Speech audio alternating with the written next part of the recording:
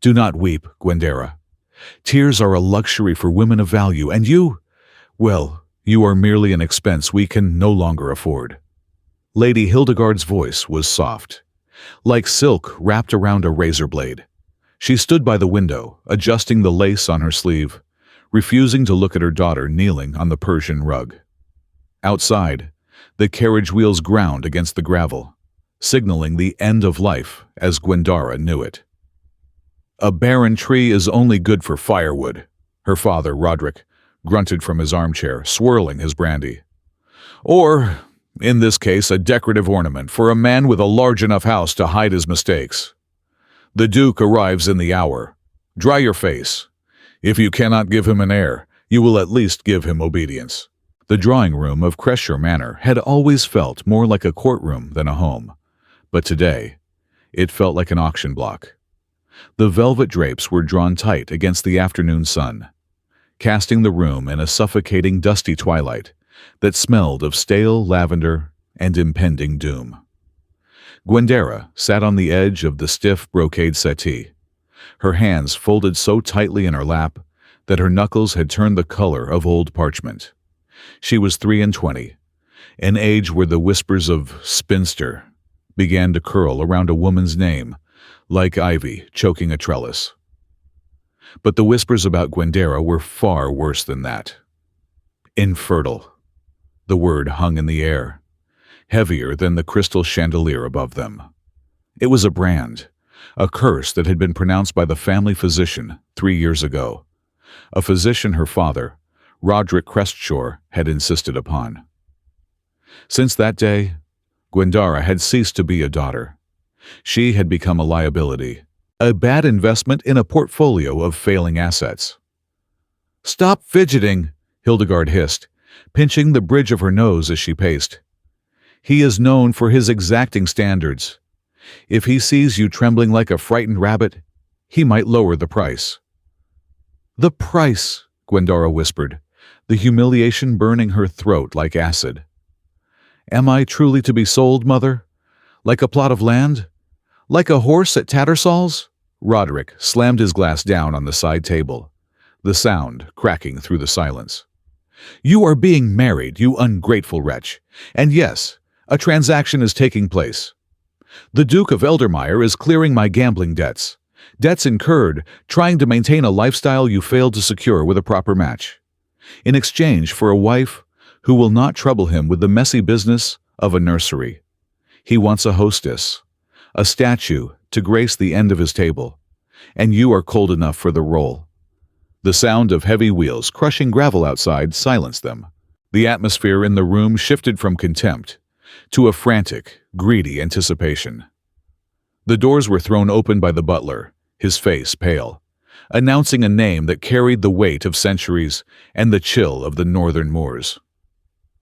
His Grace, Percival Donbrook, Duke of Eldermire. He was not a man who entered a room. He was a man who occupied it entirely. Percival stood well over 6 feet, his broad shoulders filling the frame of the doorway. He wore black, stark, and severe, relieved only by the crisp white of his cravat and the silver signet ring on his hand. His face was a landscape of sharp angles and guarded expressions, his eyes the color of a winter sea, gray, turbulent, and utterly unreadable. He did not bow. He simply walked into the center of the room, bringing the chill of the outside air with him, silencing the warmth of the fire. "Lord Crestshaw," Percival said. His voice was a low baritone, devoid of warmth, a sound that commanded attention without demanding it. "Lady Hildegard." "Your Grace," Roderick bowed too low, the desperation wafting off him like cheap cologne. "Welcome to our humble home. May I present our daughter, Gwendera?" Percival turned his gaze upon her. Gwendera forced herself to look up, expecting to see the same disdain she saw in her parents' eyes, the look reserved for broken things. Instead, she saw assessment, clinical, precise, and intense. He looked at her not as a woman but as a puzzle he had already solved. "She understands the terms?" Percival asked, not breaking eye contact with Gwendara. "She does," Hildegard answered quickly, stepping forward as if to physically offer the merchandise. She knows she is defective. She understands that this union is one of convenience for you, Your Grace. She will not burden you with expectations of affection or progeny. Gwendara felt a hot tear slip, despite her best efforts. She dashed it away, shame flooding her cheeks. To be discussed like a lame mare was a humiliation she had not prepared for. Percival's jaw tightened. A small motion, barely a ripple in the stone, but Gwendara saw it. He finally looked away from her and turned to Roderick, his voice dropping an octave. "The papers are with my solicitor. Your debts are settled as of this morning. The dowry is waived. In exchange, she leaves with me today. Immediately." "Today?" Roderick blinked, greedy relief warring with social convention. "But the banns, the ceremony, the neighbors will talk. A special license has been procured. The ceremony will be held in the village chapel in 1 hour. Then we depart for Eldermire." Percival stepped closer to Roderick, looming over the older man. "And let us be clear, Crestshore. Once she steps into my carriage, she is a Dawnbrook. She belongs to Eldermire. You will not contact her to ask for more money. You will not write to her to complain of your reduced circumstances. You have sold your daughter. The transaction is final.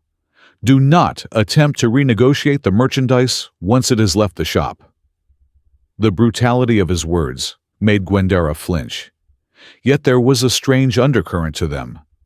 He was accepting the cruel premise of her parents, that she was an object, but he was using it to sever their hold on her completely. "Go," Percival said to Gwendara, his voice softer now, though still commanding. "Pack only what is yours. Leave anything they bought you. I will provide for my wife." Gwendara stood, her legs trembling. She looked at her mother, who was already smiling at the thought of the cleared debts, and her father, who was pouring another drink. They did not look back. She turned to the Duke, a spark of spirit rising through the shame. "I have very little that is truly mine, Your Grace. Books, mostly." "Then it will be a light journey," Percival said. "I will wait in the hall." The carriage ride to Eldermire took 3 days, a journey from the lush, deceptive greenery of the south to the stark, windswept beauty of the north. For the first 4 hours, not a word was spoken. Gwendara sat pressed against the velvet squabs, watching the English countryside roll by, a blur of green and gray that matched the turmoil in her stomach. She stole glances at her new husband. Percival read correspondence, his brow furrowed, seemingly oblivious to her presence. He was a handsome man, she admitted to herself, but it was a hard, granite sort of beauty. There was no softness in him, no hint of the laughter that young girls dreamed of in a suitor. But then, she was not a young girl dreaming. She was a woman discarded. "You are staring," he said, without looking up from a letter. Gwendara jumped, her hands clutching her reticule. "I apologize, Your Grace. I was merely wondering where I am to fit in your household. A wife who is not a wife is a strange creature." Percival folded the paper and looked at her. "You are the Duchess. You fit at the head of the table." "But my parents said... They told me you required a statue. Someone to look the part while you lived your life elsewhere." "Your parents," Percival said, a flash of anger darkening his eyes, like a thunderhead, "are people whose opinions I hold in lower regard than the dirt on my boots. Forget what they said." "Then why?" she asked, the question tumbling out before she could stop it. "Why marry a barren woman? You are a duke. You need an heir. Everyone knows the Dawnbrook line is ancient. Why let it end with you?" Percival looked out the window, his expression closing off like a shuttered room. "There are things more important than bloodlines, Gwendara. And there are fates worse than ending a lineage. You will have your own wing of the house. You will have an allowance, servants, and the freedom to do as you please within the estate. All I ask is that you manage the household and maintain the dignity of the title. We will live separate lives together. Is that acceptable?" "It is generous," she whispered, though her heart ached with a cold, hollow pang. Separate lives together. It was a lonely sentence. When the carriage finally rolled through the iron gates of Eldermeyer, Gwendora gasped. The estate was not just a house. It was a fortress of pale stone rising from the mists of the moors. Turrets pierced the gray sky, and vast gardens, manicured to within an inch of their lives, stretched out in every direction. It was beautiful, majestic, and utterly imposing, a place built to withstand sieges, both military and emotional. The carriage stopped, and a small army of servants stood waiting in the drizzle, lined up with military precision. Percival stepped out first, then turned and offered his hand to her. His grip was firm, his leather glove warm against her cold skin. He led her up the stairs where a man with kind eyes and silver hair stood waiting. "Welcome home, Your Grace," the man said, bowing low. "Gwendora, this is Sylvan Redhall," Percival introduced. "He is the steward and the only man in this world I trust completely. If you need anything, and I am not available, you speak to him." "My lady," Sylvan bowed deeply, his eyes crinkling with a warmth Gwendora had not seen in years. "We have prepared the blue suite for you, overlooking the rose garden. I took the liberty of placing fresh lavender in the linens, as the housekeeper mentioned it, aids in sleep." "Thank you, Mr. Redhall," Gwendora said, her voice wavering. Kindness was a foreign language, and she was struggling to translate it. "Sylvan, please," the older man corrected gently. Percival turned to her, his duty discharged. "Dinner is at 8. I spend my evenings in the library. Do not feel obligated to wait up for me." With that, he turned and strode into the shadows of the great hall, the heavy doors closing behind him with a thud that echoed in Gwendora's chest. She was the mistress of Eldermeyer, yet she felt like a ghost haunting its corridors. 2 weeks passed in a silence that was both oppressive and peaceful. Gwendora saw Percival rarely, brief encounters at breakfast where he hid behind the Times, and polite nods in the hallway as he went to his study and she went to the gardens. He was never cruel, never raised his voice, but his distance was a wall she could not climb. Then came the invitation. The annual autumn ball at Lord Blackwood's estate, a neighboring property. It was the first social engagement since their hasty marriage, and the county was buzzing with gossip. "You need not go," Percival said one morning, watching her pick at her toast. "They only want to stare. They are vultures looking for fresh meat."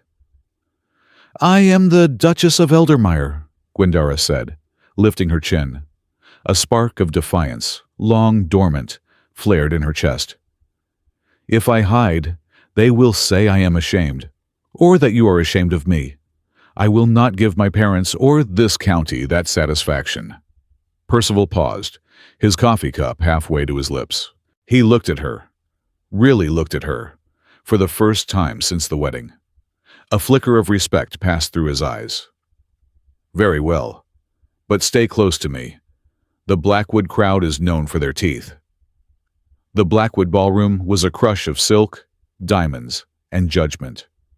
As the footman announced, "The Duke and Duchess of Eldermeyer," the room went silent. Hundreds of eyes pivoted. Fans snapped shut. Gwendora felt her knees shake, but Percival's hand on her arm was an anchor. He guided her into the room, his face a mask of bored arrogance that dared anyone to speak. And then she saw them. Hildegard and Roderick were holding court near the punch bowl, with Gwendora's younger sister, Isadora, standing between them. Isadora looked miserable, dressed in a gown far too expensive for their means, bought, no doubt, with the money Percival had paid. Hildegard spotted Gwendora and immediately began to whisper to the circle of matrons around her. The whispers traveled like a wave, barren, Sold, desperate, damaged goods. A bold young woman, Jesselyn, a friend of Isadora's, known for her sharp tongue and ambition, stepped forward. Why, if it isn't the new Duchess? We were all so surprised by the sudden union. One wonders what the rush was, considering there is no expectation of an heir. Is it true the nursery at Eldermire is being converted into a storage room? A titter of cruel laughter rippled through the group. Gwendera paled, the blood draining from her face. This was the attack she had feared. To be mocked for her body's failure in the middle of polite society. Before Gwendera could respond, Percival stepped forward. The temperature in the room seemed to drop 10 degrees. He did not raise his voice. He pitched it perfectly so it cut through the chatter, like a knife through silk. "The rush, Miss Jesselyn, was entirely mine," Percival said, his voice smooth and deadly. "I found myself unwilling to spend another day without Her Grace's presence in my home. It is rare to find a woman of such integrity and grace amidst a sea of—" He paused, his cold eyes sweeping over Hildegard, Roderick, and the giggling Jesselyn, mercenaries and gossips. "As for an heir, the Donbrook legacy is secure enough that I need not breed like a rabbit to prove my worth. I chose a wife for her mind, not her utility. A concept I imagine is foreign to this company." The silence that followed was absolute. Jesselyn turned scarlet. Hildegard looked as though she had swallowed a lemon. Roderick shrank back, avoiding the Duke's gaze. Percival turned to Gwendera, his expression softening just a fraction, shielding her from the room. "The air in here has become stale, my dear. Shall we dance?" He led her to the floor. As the music began, a slow waltz, Gwendera looked up at him, stunned. "You defended me." "I defended my wife," Percival corrected, his hand firm on her waist. "And I meant what I said. You are worth 10 of them. Even though I am broken," she whispered, her voice trembling. Percival pulled her slightly closer, breaking propriety, creating a private world in the middle of the ballroom. "You are not broken, Gwendera. You have been mishandled. There is a difference." For the first time, the stone wall of the Duke cracked, and Gwendera saw a man who was not just a buyer of debts, but a bearer of his own heavy burdens. And for the first time, she did not feel sold. She felt seen. The truce established at the Autumn Ball shifted the air at Eldermire, though the change was as subtle as the turning of the leaves. The estate was no longer a tomb, but a house holding its breath, waiting for the first true word to be spoken. Percival began to dine with her in the evenings, a ritual that had previously been avoided with almost religious fervor. Their conversations remained guarded, polite parries over the soup and fish, discussions of tenant farming, the repair of the West Wing roof, and the quality of the harvest. Yet Gwendera noticed his eyes on her when he thought she wasn't looking, a gaze less, like a master assessing a servant, and more like a man studying a riddle he was desperate to solve. One rainy Tuesday, with Percival away in London on urgent parliamentary business regarding the Corn Laws, Gwendera found herself wandering the vast library. It was a cathedral of knowledge, a 2-story cavern of books smelling of leather, beeswax, and old dust. The rain lashed against the high Gothic windows, turning the world outside into a blurred watercolor of gray and green. Sylvan had mentioned that the Duke spent hours here, specifically in the alcove near the limestone fireplace, where the family archives were kept. Driven by a curiosity she couldn't name, perhaps a need to understand the man who had defended her so fiercely against the vipers of society, she approached the heavy oak desk. It was a fortress of mahogany, cluttered with ledgers, maps of the estate, and half-written correspondence. She meant only to straighten a stack of sliding papers, a habit born of years trying to make herself useful in a household that despised her. As she moved a heavy brass paperweight, a leather-bound folio, its spine, cracked with age, slid open. It wasn't a business ledger. It was a collection of personal correspondence, haphazardly stuffed inside. Her eyes caught the wax seal of the Crestshore family, a hawk clutching a coin, on a letter dated 3 years prior. Her heart hammered a frantic rhythm against her ribs. 3 years ago, the year the world had ended, the year she was diagnosed. Her fingers trembled as she pulled the letter out. The parchment was crisp, high quality, the kind her father used only when he wanted to impress or intimidate. It was addressed to Dr. Ainsley, the very physician, renowned in York, who had declared her barren. My dear Ainsley, regarding the matter of the Kensington proposal, it must be dismantled. The engagement to Lord Kensington must be broken, but without scandal falling on the family name or implying financial insolvency on my part. If the girl is found to be physically unfit for duty, specifically, unable to provide an heir, Kensington will withdraw of his own accord. We retain the initial settlement without breach of contract, as the fault lies in nature, not intent. Ensure the diagnosis is absolute. Use whatever terminology is necessary to make her believe it is irreversible. Crush the hope, Ainsley, or she will seek second opinions. A sum of £500 is enclosed for your discretion and professional silence. Gwendara gasped, the sound tearing from her throat like a physical wound. The paper shook violently in her hands. The room spun, the rows of books blurring into a kaleidoscope of brown and gold. She wasn't infertile.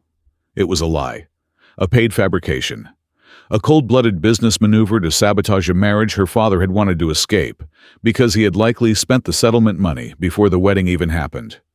They had not just sold her. They had dismantled her. They had stolen her future, her self-worth, her very definition of womanhood, just to cover a gambling debt. They had let her walk through fire, believing she was ash, when she had been whole all along. I see you have found the skeletons I keep in the desk. Gwendara whirled around, the letter crinkling in her fist. Percival was standing in the doorway. He looked like a storm cloud brought to life.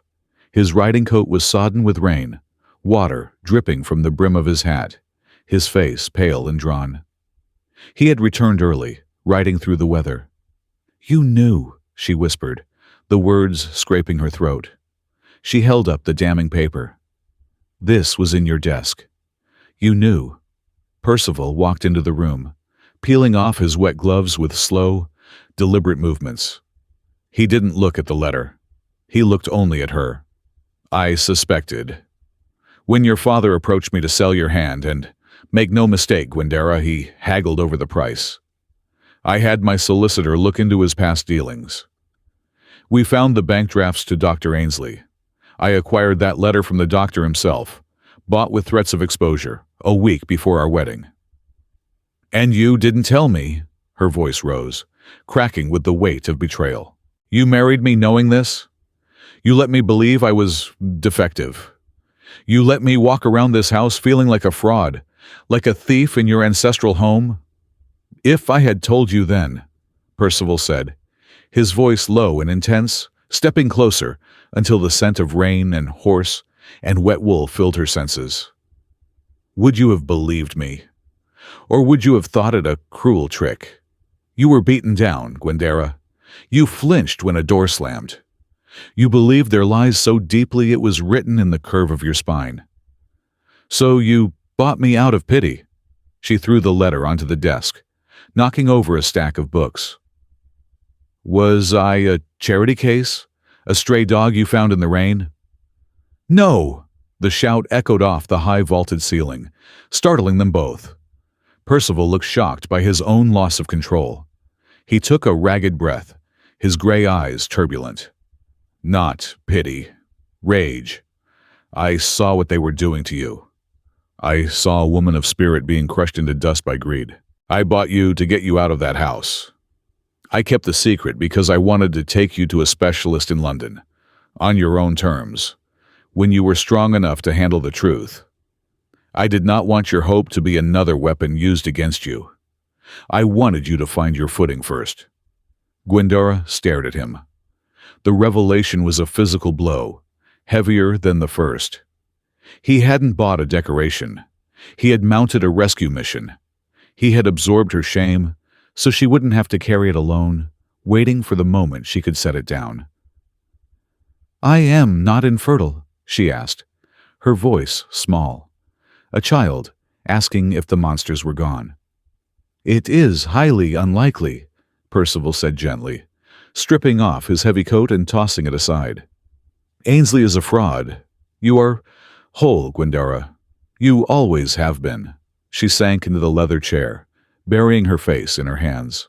The dam broke. She wept.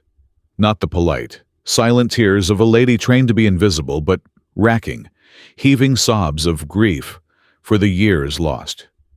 The children she had mourned before they existed, and the relief that crashed over her like a tidal wave. Percival hesitated, then knelt beside the chair. He didn't touch her, respecting the boundaries he had set, but his presence was a shield against the world. "Let it out," he murmured, his voice rough with emotion. "Burn it all down with tears if you must.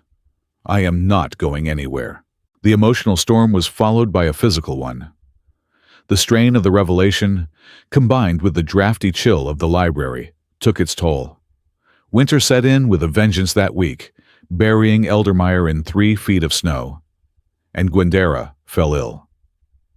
It started with a cough that rattled her chest, then a fever that spiked so high she lost track of days. The world dissolved into a haze of heat and shadows. She drifted in and out of delirium. In her fever dreams, she was back at Crestshore Manor, locked in the attic. The walls were made of ice. Her mother was on the other side of the door laughing, counting coins that clinked like funeral bells. Her father was shouting that she was empty, a vessel with a crack in the bottom. She screamed for them to stop, but no sound came out. But then, the dream would shift. The ice would melt. A cool hand, rough calloused but impossibly gentle, would rest on her forehead. A deep voice would command the shadows to leave. "Stay with her. Keep the compresses cold. If the fever does not break by dawn, send for the physician from York immediately. I do not care if the roads are blocked. Send the carriage with the 4 greys and dig them out if you have to." Percival. She felt the mattress dip as someone sat beside her. She felt the rim of a glass against her lips, water trickling down her parched throat. She heard the turning of pages, the scratch of a pen. Someone working, waiting, watching. When she finally woke, clear-headed but weak as a kitten, the room was bathed in the soft golden light of the hearth. The fire was crackling, eating away at a large log. She tried to sit up, but her limbs felt like lead. "Easy now. Do not try to run before you can stand." Percival was sitting in the velvet armchair, pulled right up to the bedside. He looked terrible. His cravat was undone, hanging loose around his neck. His shirt was rumpled, sleeves rolled up to reveal forearms tense with exhaustion. A shadow of beard darkened his jaw, and dark circles bruised the skin under his eyes. He looked like a man who hadn't slept in 3 days. "You stayed," she rasped. Her throat felt like it was lined with sandpaper. He poured a fresh glass of water from a pitcher and held it to her lips, supporting her head with a tenderness that shocked her. His hand was warm against her neck. "Of course I stayed. You are my wife." "You said separate lives," she whispered after drinking, her eyes searching his face. "I lied," Percival said, placing the glass down on the nightstand with a sharp clink. He leaned back, running a hand through his disheveled hair. "I tell myself I am a cold man, Gwendara. It is safer that way. My father was a man of great passion, reckless with his heart and his coin, and it destroyed the estate. I swore to be iron, to be unbending." He looked up, and his gray eyes were blazing with a vulnerability she had never seen. "But seeing you like this, thrashing in your sleep, calling out against the lies they fed you, I realized that iron breaks if it gets too cold. I do not want separate lives. I hate the silence in the hallway. I hate that you think you owe me gratitude when I am the one who wakes up thankful you are in my house." Gwendara reached out, her pale hand trembling as it found his on the armrest. "You knew the truth about the doctor, and you still married me. Even believing I might never give you children, you stayed by my bedside for 3 days." He turned his hand, lacing his fingers with hers. His grip was firm, an anchor in the shifting sea. "I told you at the ball," he said softly. "I chose you. Not your womb. Not your dowry, which didn't exist. You. Your mind. Your quiet strength. The way you hold your head up even when you are terrified." The barrier between them, built of lies, decorum, and past hurts, crumbled into dust.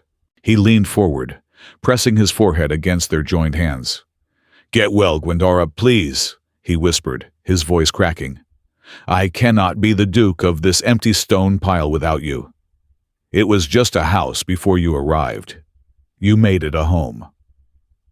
It was not a flowery declaration of love in the poetic sense, but it was a vow of devotion deeper than any sonnet. It was the promise of a man who had forgotten how to feel, learning it all over again. Gwendara's recovery was slow but steady. As her strength returned, fueled by the rich broths Sylvan insisted she eat, and the constant, quiet presence of Percival, so did her resolve. The revelation of the letter had burned away the last of her self-doubt. She was no longer the victim. She was the Duchess of Eldermire, and she had a score to settle. However, the trouble came to them first. 2 weeks after her fever broke, a letter arrived for Gwendara. It did not come with the post. It was smuggled in by a village boy, muddy and breathless, who claimed a terrified maid from Crestshore Manor had paid him a penny to run it to the Duke's estate. It was from Isadora. "Sister, I know I have been cruel. I was jealous of you, though you may not believe it. Mother and father are ruining us. Father has gambled away the money the Duke gave him, all of it, on a single turn of cards in London. He is now pledging my hand to Lord Vane to cover a new debt. You know of Vane. He is 3 times my age, with a reputation for violence that killed his first 2 wives. They say if I do not agree, they will send me to an asylum and claim I am mad. Please, you are the only one who escaped. Help me." Gwendara read the letter in the morning room, her hand shaking so hard the paper rattled. Percival entered, carrying the morning papers. He took one look at her ashen face and crossed the room in 2 strides. "What is it?" She handed him the letter. He read it once, his face hardening into that familiar granite mask. But this time, the anger wasn't a wall between them. It was a weapon forged for her defense. "Lord Vane," Percival spat the name like a curse. "A brute. He beat a horse to death in Hyde Park last season. If she marries him, she won't survive a year. We have to help her," Gwendara said, standing up. Her legs were weak, but her voice was steel. "She was awful to me, Percival. She mocked me when they called me Baron. But she is a child repeating what she was taught. I cannot leave her to them." "We will not leave her," Percival said calmly. He walked to the bell pull and yanked it with decisive force. "We are not just going to save her, Gwendara. We are going to end this." Sylvan appeared instantly, sensing the shift in the air. "Your Grace." "Prepare the carriage, Sylvan, the heavy travel coach, and send riders to the magistrate in York, specifically Magistrate Holloway. He is a man of honor. We are inviting Lord and Lady Crestshore to Eldermire for a reconciliation dinner." Gwendara looked at him, surprised. "A dinner? You want to break bread with them?" "I want to lure them out of their hole," Percival corrected, moving to his desk and dipping a pen in ink. "If we go to Crestshore Manor, they will hide behind closed doors and claim parental rights. We need them here, on my ground, where the laws of Crestshore do not apply." He scribbled a note rapidly. "I am telling them I wish to discuss a business opportunity regarding a new investment. Greed will bring them faster than any threat. He looked up at Gwendera, his eyes fierce. We will extract Isadora, but first we must get your parents here. I told you, Gwendara. Karma is a patient concept, but I am not. We are going to destroy them, not with swords, but with the very things they worship: society, law, and money. Isadora? She will be safe. I will have men waiting to escort her the moment they step out of their carriage. He paused, studying her. Are you strong enough for this? To face them again? To look your mother in the eye? Gwendera thought of the years of insults, the cold attic room, the lie about the doctor that had stolen 3 years of her life. She thought of Isadora, trembling in that same house, and she thought of the man standing before her, who had used his power not to own her, but to free her. She smoothed her skirts and lifted her chin. The gray girl was gone. The Duchess had arrived. I am ready, Percival, she said, her voice ringing clear in the morning air. Let them come. I want to watch them fall. The great hall of Eldermire was dressed for a feast, but the atmosphere was that of a high tribunal. The long mahogany table, polished to a dark mirror shine, was set with the finest family silver, heavy, ancient pieces that had served Donbrooks for centuries. Overhead, iron chandeliers blazed with dozens of candles, casting long, dancing shadows against the tapestries that depicted hunting scenes of predators and prey. Roderick and Hildegard arrived with the smug satisfaction of wolves who believed they had been invited back to the sheepfold. They swept into the hall, their eyes immediately darting to the finery, calculating the cost of the velvet drapes and the crystal stemware. They brought Isadora with them. The girl looked gaunt, her eyes rimmed with red, dressed in a gown that was visibly pinned to fit her shrinking frame. She moved like a ghost, flinching when the footman closed the door behind them. Gwendara stood at the top of the grand staircase, looking down at them. She was dressed in deep crimson velvet, the color of spilled wine, with the Donbrook diamonds glittering at her throat, stones that were cold, heavy, and undeniably powerful. She was no longer the shrinking girl who had wept on their rug. She was the lady of the house, regal and untouchable. Percival stood a step behind her, a silent sentinel in black, his hand resting possessively on the small of her back. Mother, father, Gwendara said, her voice descending the stairs before she did, cool and echoed by the stone walls. Welcome to Eldermire. Gwendara, Hildegard sniffed, her eyes narrowing as they locked onto the diamonds. You look robust. I see country air suits you. One might almost think you were thriving. She turned to Isadora, snapping her fan against the girl's arm. Isadora, greet your sister properly.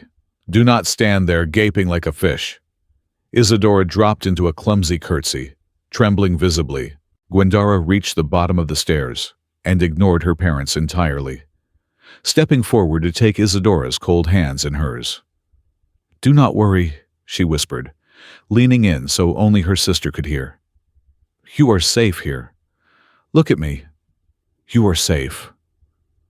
Shall we dine? Percival cut in, his voice smooth but devoid of any warmth, like a blade sliding into a sheath. I have ordered the chef to prepare a meal worthy of such a reunion. The dinner was a masterclass in tension. The only sounds were the clink of silver against china and the crackle of the hearth. Percival played the role of the attentive host with terrifying precision, plying Roderick with vintage wine and asking pointed questions about his investments. Roderick, emboldened by the drink and the luxurious surroundings, began to brag, his voice growing louder and more slurred. Yes, well, the markets are fickle, Your Grace, but one must be bold. Boldness is the mark of a gentleman. I have prospects. Indeed, Isadora is to make a match soon that will restore our fortunes entirely. A brilliant match. Is that so? Percival swirled the dark liquid in his glass, watching the red vortex. With Lord Vane, I hear. A fine man, Roderick blustered, stuffing a piece of pheasant into his mouth. Wealthy, established, a man of discipline. And a monster, Gwendara said clearly, setting down her fork. The sharp clink rang out like a gunshot in the silence. Gwendara, Hildegard hissed, her face tightening. Mind your tongue. You do not speak of your betters in such a way. No, Gwendara said, standing up slowly. She placed her hands flat on the table, leaning forward. I will not mind my tongue, not tonight. You sold me to cover your past failures. You stripped me of my dignity and sold me like cattle. And now you intend to sell Isadora to a man known for beating his horses and his mistresses, just to cover your current debts. How dare you? Roderick slammed his fist on the table, making the crystal jump. You ungrateful, barren little wretch. I gave you life. I gave you this. He gestured wildly at the room. You gave me nothing, Gwendara replied, her voice steady. You gave me a lie. Enough. Percival didn't shout, but the command cracked through the air with the force of a whip. He remained seated, looking at Roderick with utter, chilling contempt. Sylvan, bring the guest. The heavy oak doors at the end of the hall groaned open. 2 burly footmen marched in, escorting a small, nervous man in a rumpled suit, who looked as though he wished the floor would swallow him whole. Roderick's face drained of all color. The wineglass slipped from his fingers and shattered on the floor. It was Dr. Ainsley. Dr. Ainsley, Percival said pleasantly, as if introducing an old friend. Please, do come in. We were just discussing family legacies. Perhaps you could enlighten the table about the medical history of the Duchess, as you detailed to the magistrate this morning? The doctor wiped a sheen of sweat from his forehead with a trembling hand. He refused to look at Gwendara.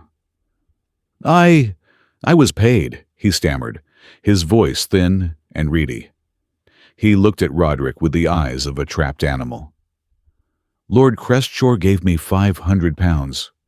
3 years ago, he asked me to falsify a diagnosis. Speak up, man, Percival commanded softly. He paid me to declare her infertile, Ainsley blurted out, the words tumbling over each other. He wanted to break the betrothal to Lord Kensington to keep the settlement money, but he needed a reason that wouldn't implicate him in a breach of contract. He made me tell her she was broken. He made me destroy her hope. Isadora gasped, covering her mouth with her hands. Hildegard went white, her fan freezing mid-air. You lied? Gwendara looked at her parents, her voice shaking not with sadness, but with a righteous, burning fury. You let me believe I was physically broken. You let me hate my own body for years. You watched me weep over empty cradles in my dreams, knowing it was all a game to you. It was business, Roderick shouted, desperate now, spit flying from his lips. We needed the money. You were useless to us otherwise. A father does what he must to survive. And there it is, Percival said, standing up slowly, his height looming over the table. The confession. Sylvan? Sylvan stepped forward, placing a heavy sheaf of papers on the table next to the roast. We also have the bank records, my lord, and the records of the trust fund intended for Miss Isadora, left by her maternal grandmother. It seems, Lord Crestshore, you have embezzled every penny of it to pay your gambling debts at the Whispering Club. That is a criminal offense. Theft, fraud, and extortion. The magistrate is waiting in the library, Percival said coldly. Dr. Ainsley has turned King's evidence to save his own skin. He has implicated you in everything. Hildegard stood up, so abruptly her chair toppled backward with a crash. You cannot do this. We are family. We are your blood. Family? Gwendara laughed, a sharp, bitter sound that held no humor. You ceased to be my family the day you put a price tag on my head. You sold me, remember. You were quite clear about the terms. The transaction is final. Percival, moved to Gwendara's side, presenting a united front of iron and velvet. Isadora stays here. She is under my protection now as my ward. As for you two, the carriage is waiting to take you to the magistrate in York. I imagine the trial will be the talk of the season. You always wanted to be the center of attention, Hildegard? Now you shall be. Roderick's eyes darted around the room, wild and cornered. He lunged across the table, grabbing a steak knife. You ruined me! I will not go to prison! Before he could take 2 steps toward the Duke, Sylvan moved. The older steward, a veteran of foreign wars, had him in a headlock before he could raise the blade. He disarmed the aristocrat with a brutal efficiency that stunned the room.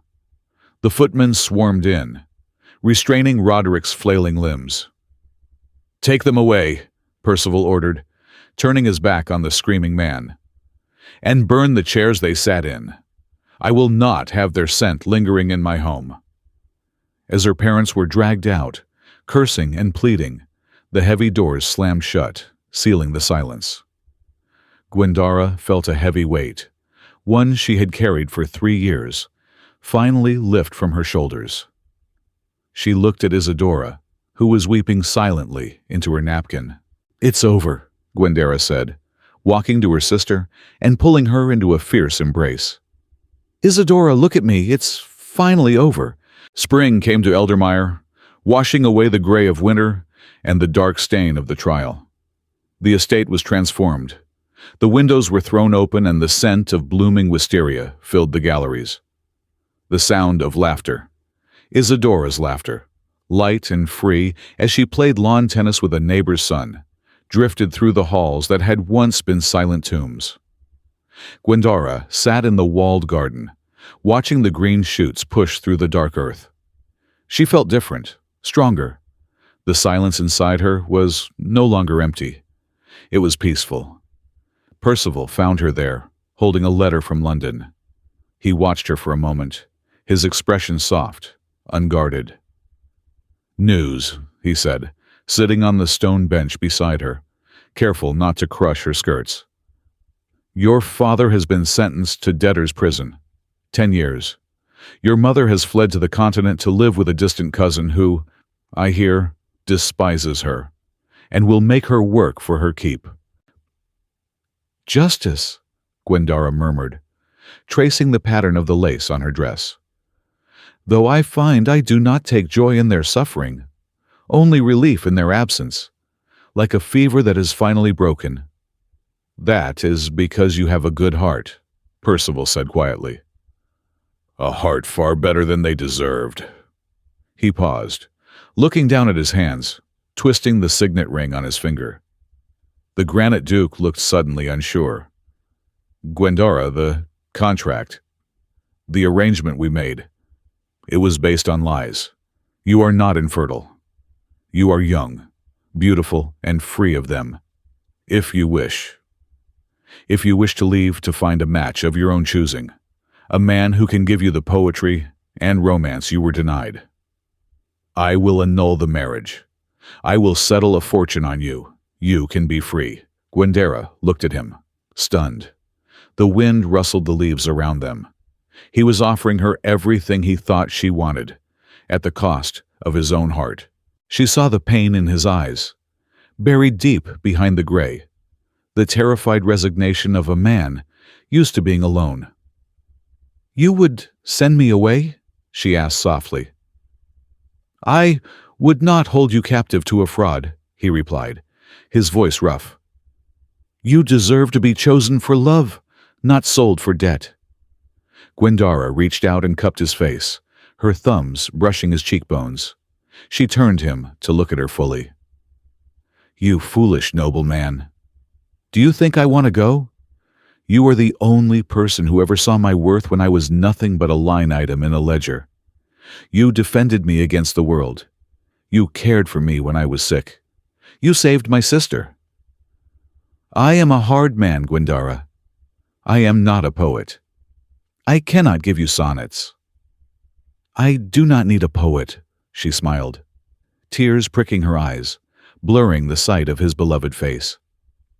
I need the man who sat by my bed for 3 days and held the darkness back. I need the man who burned the chairs because they offended me. I need you." She took his large hand and moved it from the bench, placing it gently over her stomach.